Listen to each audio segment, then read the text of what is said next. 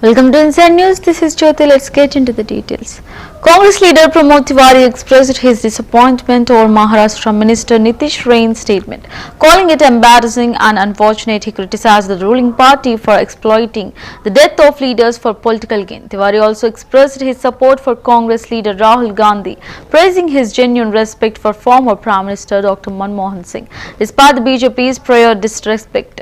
Regarding the Telangana Legislative Assembly's unanimous resolution to confer the Bharat Ratna on Manmohan Singh, Tiwari hailed the proposal, acknowledging Singh's monumental contributions to India, particularly during the 1991 economic crisis and his leadership in the nuclear deal with the United States.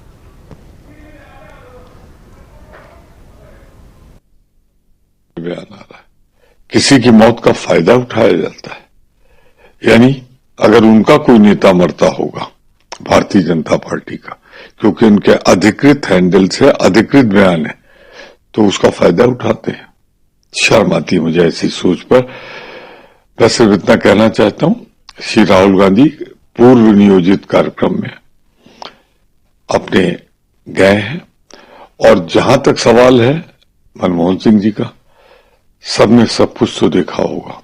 करोड़ों लोगों ने राहुल गांधी की आंखों से निकलते हुए वो आंसू भी देखे होंगे, पर भारतीय जनता पार्टी, तुमने जीते जी तो मनमोहन सिंह का अपमान किया, मरने के बाद भी उनको यथोचित जो पूर्व प्रधानमंत्रियों को मिलता है, जिनका दिल्ली में अंतिम संस्कार हुआ। मैं तेलंगाना के इस प्रस्ताव के लिए कांग्रेस की सरकार और उसके मुख्यमंत्री को हृदय से बधाई देता हूं और अपने आप को संबद्ध करता हूं कि अगर भारत रत्न का हकदार सच्चा कोई है तो डॉक्टर मनमोहन सिंह जी उसमें सबसे अग्रणी है।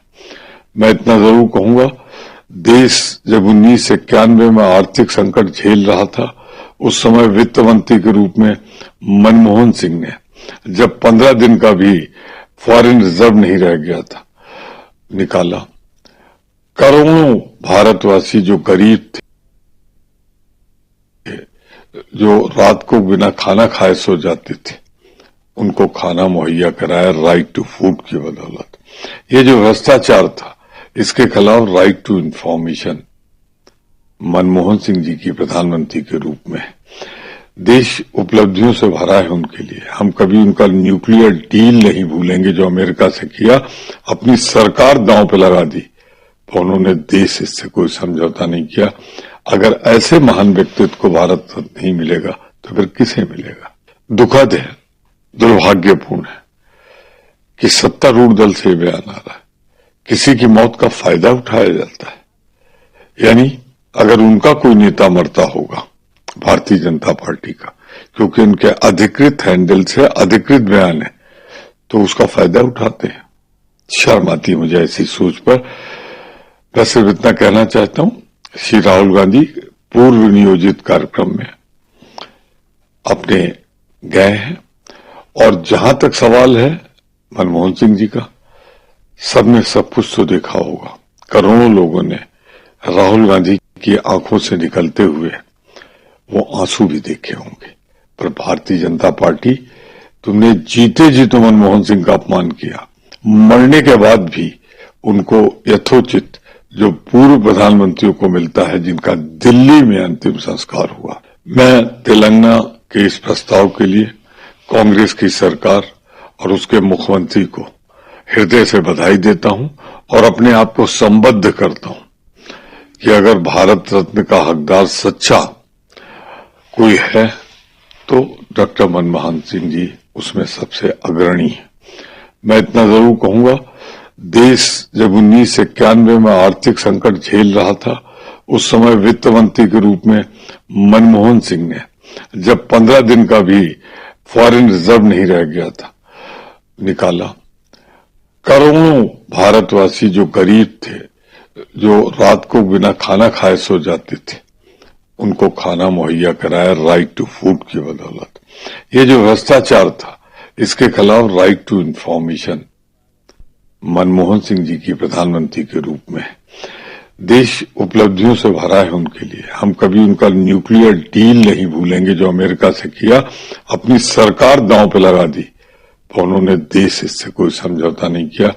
अगर ऐसे महान व्यक्तित्व को भारत रत्न नहीं मिलेगा तो फिर किसे मिलेगा? दुखद है, दुर्भाग्यपूर्ण है कि सत्तारूढ़ दल से बयान आ रहा है, किसी की मौत का फायदा उठाया जाता है। यानी अगर उनका कोई नेता मरता होगा भारतीय जनता पार्टी का, क्योंकि उनके अधिकृत हैंडल से अधिकृत बयान है, तो उसका फायदा उठाते हैं। शर्म आती है मुझे ऐसी सोच पर। बस सिर्फ इतना कहना चाहता हूं, Shri Rahul Gandhi. Shehzad Poonwala of the BJP criticized the TMC, Congress and AAP leaders for their controversial statements and actions. He condemned the comments made by TMC MP and Samajwadi Party leader Akhilesh Yadav, accusing them of mocking Hindu beliefs and insulting the army. Poonwala also targeted AAP leader Arvind Kejriwal, calling him out for insulting the post of Chief Minister and mocking constitutional order. He questioned Kejriwal's failure to fulfill promises made to Maulanas and Imams, highlighting protest over unpaid salaries. Poonwala further accused Congress of neglecting important leaders like Manmohan Singh and disrespecting his legacy. यही TMC, Samajwadi party, Congress की पहचान पूरा वर्ष इसी में निकला। कभी सेना के ऊपर टीका टिप्पणी करना, surgical strike, Balakot air strike पर सवाल खड़े करना, कभी सनातन को समाप्त कह देना, हिंदू आस्था के ऊपर चोट और गाली देना ताकि वोट बैंक की ताली मिल सके, राम मंदिर प्राण प्रतिष्ठा को नाच गाना कहना। अभी हमने देखा कि अखिलेश यादव ने शिवलिंग के विषय में क्या टिप्पणी की है कि मुख्यमंत्री के घर में शिवलिंग है, जाकर खोद दीजिए। और अब टीएमसी के जो सांसद जो टिप्पणी कर रहे हैं वो न केवल सनातन का मखौल और मजाक उड़ा रहे हैं, परंतु वो सेना के मनोबल पर भी चोट कर रहे हैं। और ये लंबी फहरिस्त है इस प्रकार की इंडी अलायंस की। आज सवाल ये बनता है कि एक वोट बैंक को खुश करने के लिए ये टीएमसी, तालिबानी मानसिकता और कल्चर अपनाने वाले लोग वो लगातार हिंदू आस्था पर चोट कर रहे हैं। और ये पूरे वर्ष उन्होंने कभी राम मंदिर पे सवाल खड़े करना, कभी राम जी के अस्तित्व पर सवाल खड़े करना, कभी सनातन को बीमारी कहना, कभी सनातन को समाप्त कह देना, ये करने का काम किया है। और आज भी वही काम किया जा रहा है। देश की जनता, खास करके जो देश के करोड़ों करोड़ों शिव भक्त हैं, वो इस प्रकार का अपमान नहीं सहेंगे। देखिए, एलजी साहब ने तो जो पत्र लिखा है आतिशी जी को, उन्होंने दर्शाया है कि कितनी दुख और पीड़ा की बात है कि अरविंद केजरीवाल, जो आज केवल एक आम विधायक है, वो बार बार लगातार मुख्यमंत्री आतिशी जी को टेम्पररी मुख्यमंत्री, अस्थायी मुख्यमंत्री, एक प्रकार से प्रॉक्सी मुख्यमंत्री बता रहे हैं। और ये केवल मुख्यमंत्री पद का अपमान नहीं, बल्कि पूरी संवैधानिक व्यवस्था का अपमान है, महामहिम राष्ट्रपति जी का अपमान है। सेना और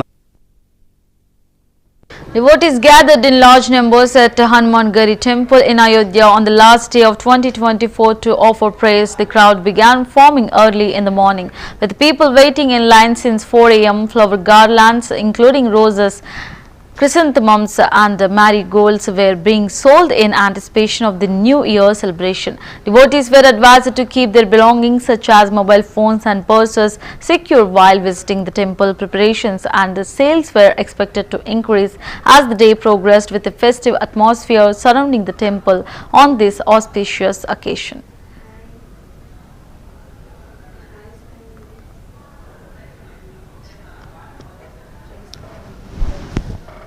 शुरुआत करेगा नए साल का, तो इसके मद्देनजर हमारे हिसाब से बहुत अच्छी भीड़ होगी और अच्छा मार्केट चलेगा हम लोग का।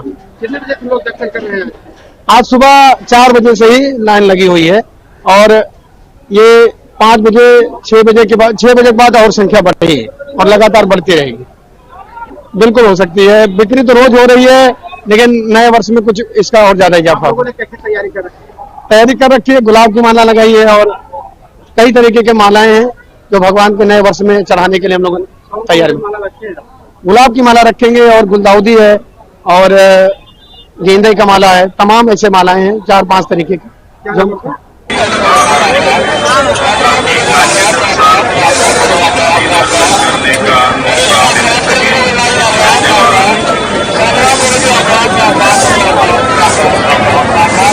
सभी श्रद्धालु कृपया ध्यान दें, दर्शन करते समय अपना चेन, मोबाइल, पर्स सुरक्षित रखें। संभव हो तो अपना पर्स पीछे की जेब में न रखें। दर्शन करने के बाद निकास द्वार से ही निकलें। निकलने के लिए निकास द्वार बना हुआ है। धक्का मुक्की करने का प्रयास न करें।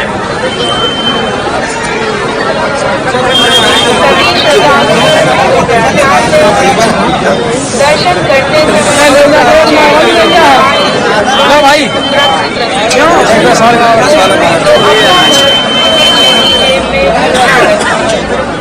आगे आओ बाहर निकलने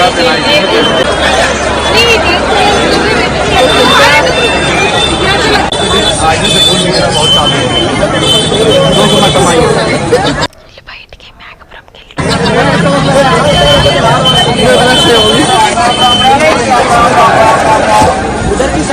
रखिए, इधर।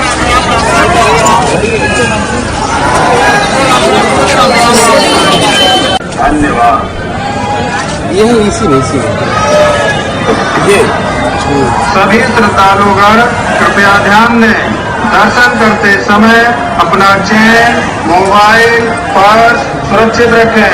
संभव हो तो अपना पर्स पीछे की जेब में न रखें। दर्शन करने के बाद निकास द्वार से ही निकलें। निकलने के लिए निकास द्वार बना हुआ है। धक्का मुक्की करने का प्रयास न करें।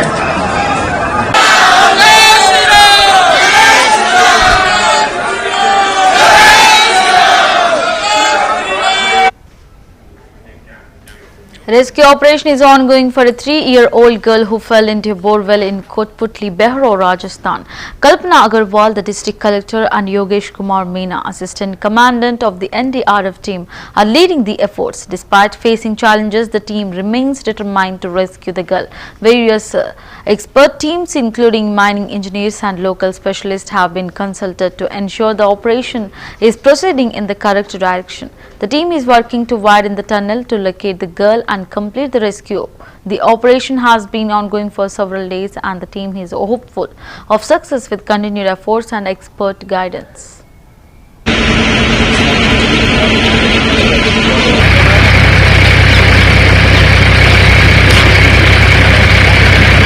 NDRF के जो असिस्टेंट कमांडेंट है Yogesh Kumar Meena,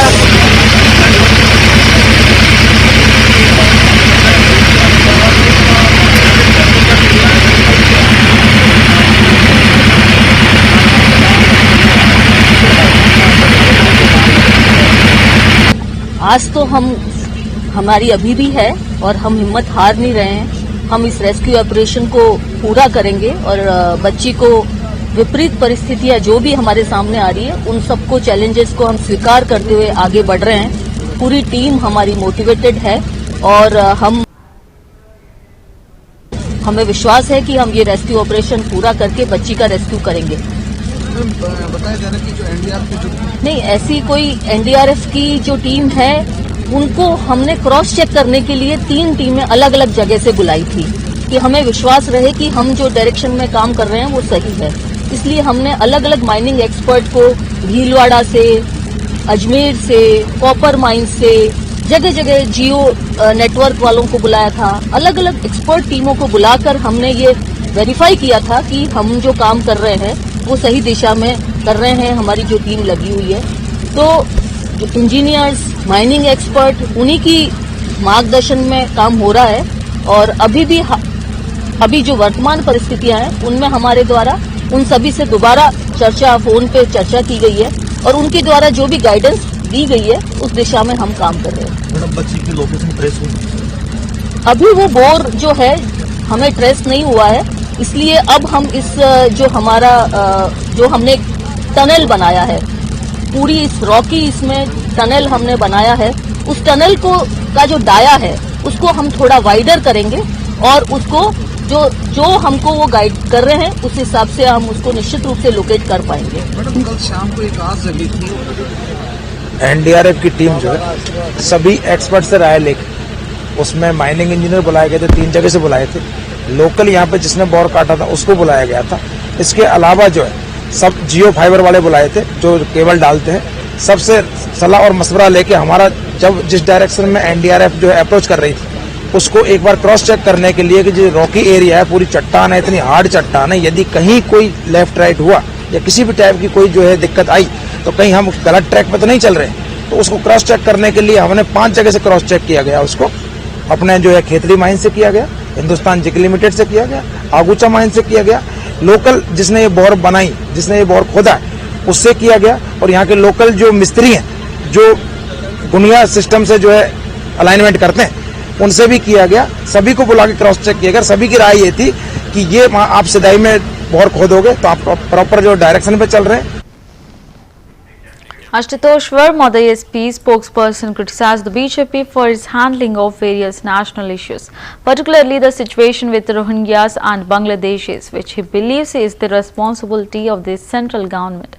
He also questioned BJP leaders like Hardeep Singh Puri for not addressing these concerns within their government. Verma praised Aam Aadmi Party leader Arvind Kejriwal's popularity and criticized BJP's petty accusations regarding the demand for Bharat Ratna for Manmohan Singh. He hailed the former Prime Minister as a visionary who saved millions during the 2008 global recession and urged the central government to honor him.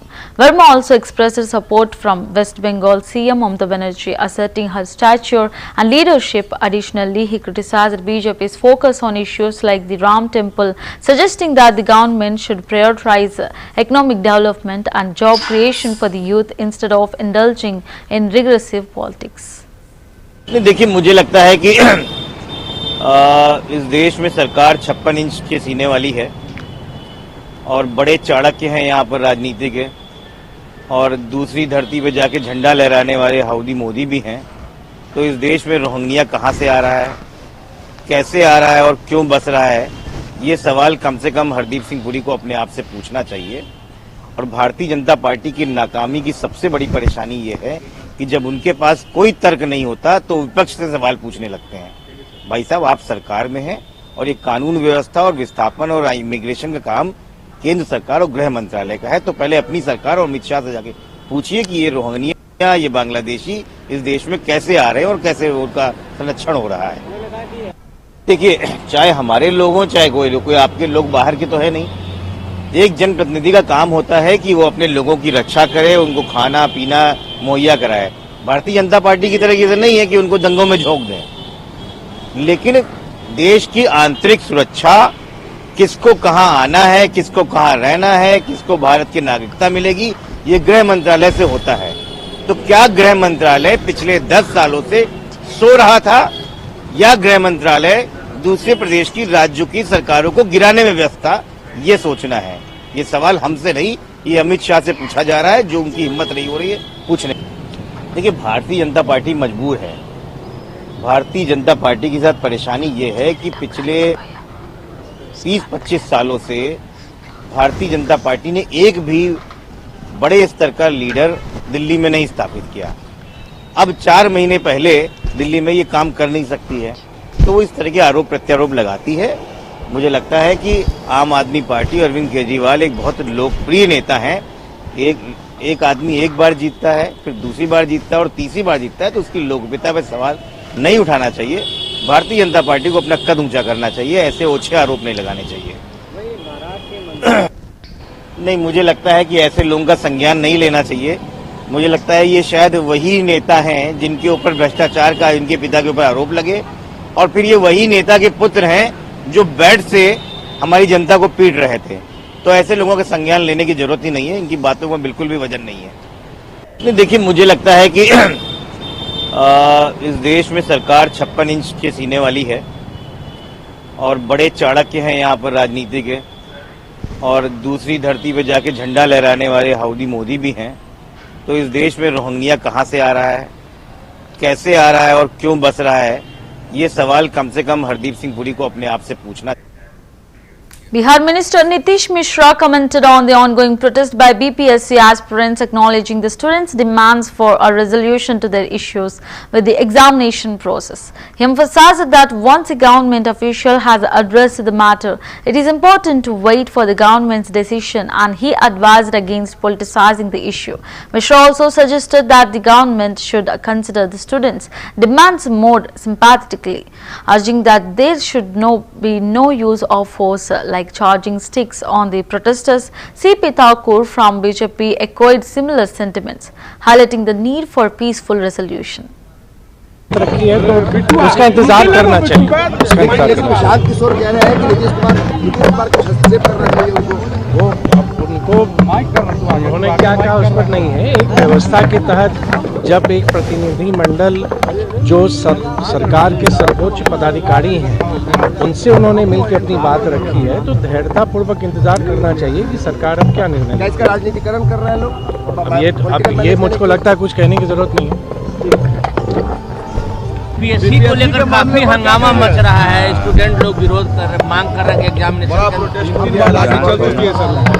इसको समस्या को समाधान करना चाहिए और लड़का सबको थोड़ा उस विचार करना चाहिए। सरकार लाठीचार्ज जिस तरह से किया नहीं करना चाहिए, ये सब लाठीचार्ज वगैरह नहीं करना चाहिए, गलत हो।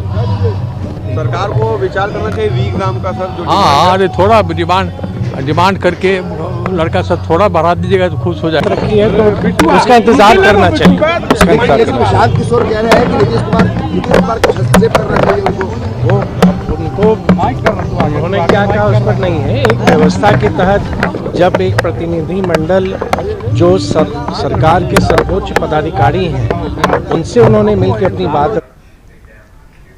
Ram Kumar Kashyap, the chairman of Haryana's Medical Education Committee, along with 8 members, visited Rajasthan to study the state's medical and educational models. Kashyap discussed the work of Haryana's Legislative Committee and its comparison with the Rajasthan system. He highlighted the similarities in health facilities such as Ayushman benefits for BPL families and noted the differences in sports promotion, where Haryana provides significant incentives for athletes. The delegation visited Jaipur, Pushkar and Jodhpur and plans to continue their tour to Jaisalmer and Bikaner before returning to Haryana. Study visit हमें देखने का प्रयास करते हैं जो हमारी committee, जैसे हमारी हेल्थ की और मेडिकल की कमेटी है, वहाँ पर जो काम करती है, यहाँ पर भी क्या इस प्रकार की कोई कमेटी है वो किस प्रकार से काम करती है, विधानसभा काम है या अन्य काम है। जैसे हमें पता लगा यहाँ पर जो है हेल्थ केयर मेडिकल किस प्रकार की कमेटी नहीं है, एस्टिमेट कमेटी ही इसको देखती है। तो हमने जब पता किया वो एस्टिमेट कमेटी मेंबर किसी कारणवश वहाँ पर नहीं थे, हमारे दूसरे सेक्रेटरी से हमारे को मिलने का मौका मिला तो हमने कुछ जानकारी विधायकों की सुविधाओं के बारे में, विकास के बारे में जानकारी मिली। यहाँ पर हमें जानकारी मिली भी हर एक विधायक को यहाँ पर जैसे एमपी को 5 करोड़ रुपए देते हैं ना साल में विकास के लिए, यहाँ पर हर विधायक को जो है 5 करोड़ देने का काम किया जाता है। अगर चिकित्सा और शिक्षा की बात करें, राजस्थान और हरियाणा में कितना अंतर नजर आता है शिक्षा और चिकित्सा की बात? देखिए मुझे कोई खास विशेष अंतर नहीं है, जो सुविधाएं हमारे यहाँ पर है वो हरियाणा में भी सुविधा है, ठीक है ना। बाकी हमारे में एक जो है हमारा जो एक एडिशन नया है, जो हमारे बीपीएल परिवार हैं हरियाणा के, जैसे नरेंद्र मोदी जी ने बीपीएल परिवारों को आयुष्मान की सुविधा दी है जिसमें 5 लाख रुपए तक के स्वास्थ्य संबंधी जानकारी, उसमें स्वास्थ्य संबंधी वो सुविधा ले सकता है। हमारे बीपीएल परिवार को भी हरियाणा सरकार ने जो उसी प्रकार की आयुष्मान सुविधा दे रखी है। अगर कोई बीपीएल परिवार जो उसको साल में 5 लाख रुपए तक का अपना सुविधा ले सकता है। जहाँ तक मेरी नॉलेज है मेरे ख्याल में राजस्थान में इस प्रकार की कोई सुविधा नहीं। हरियाणा में खेलों को लेकर काफी जो है वहाँ बढ़ावा को लेकर रहता है, राजस्थान में खेलों को लेकर थोड़ा सा जो है इतना अंतर नजर नहीं आता, तो वहाँ का किस तरह का देखिएगा। वहाँ पर जो है उनको बच्चों को आगे बढ़ाने के लिए बहुत उनको सरकार की तरफ से बहुत उत्साह दिया जाता है। जैसे जो ओलंपिक गेम्स खेलता है उसको गेमों में जाने से पहले 15 लाख की जो है उनको सुविधा दी जाती है, 15 लाख उनको पैसा दिया जाता है ताकि वो मतलब खेलों में अपनी तैयारी कर सके। इसी प्रकार से जब अवार्ड जीत करके आता है इसको 5 करोड़ तक हमारे जो है उनको पारितोषिक देने का काम किया जाता है। तो मैं समझता हूँ इस प्रकार जो ज्यादा मतलब सबसे ज्यादा अवार्ड पारितोषिक देने वाला हरियाणा प्रदेश है। 5 करोड़ रुपए थोड़े नहीं होते, तो मैं कहता हूँ बच्चों में से रुचि बढ़ रही है और बच्चे इस प्रकार से वो ओलंपिक चाहे कोई भी गेम है या एशियन गेम्स है कोई भी उनमें मेडल लेकर के आते हैं। अच्छा, आप राजस्थान में कहाँ जाके आए हैं, कहाँ विजिट किया, अब आगे कहाँ जाए? जयपुर देखिएगा, हम सबसे पहले तो जयपुर हमारे विजिट किया, उसके बाद पुष्कर हम गए थोड़ी देर के लिए। आज जोधपुर हैं, अभी हम जोधपुर के जो किला है यहाँ पर उसको। राम कुमार कश्यप विधायक हूँ, वैसे तो हरियाणा से मैं जो medical education.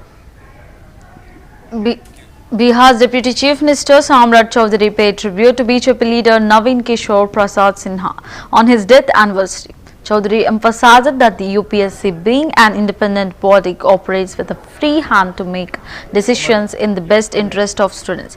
He also noted that various governments are free to make decisions regarding student welfare as per their judgment.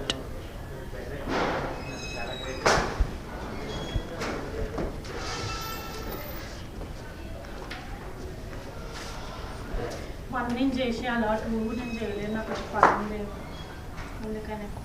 Okay మా అక్కకి చెప్పండి, మా అక్కకి చెప్పండి.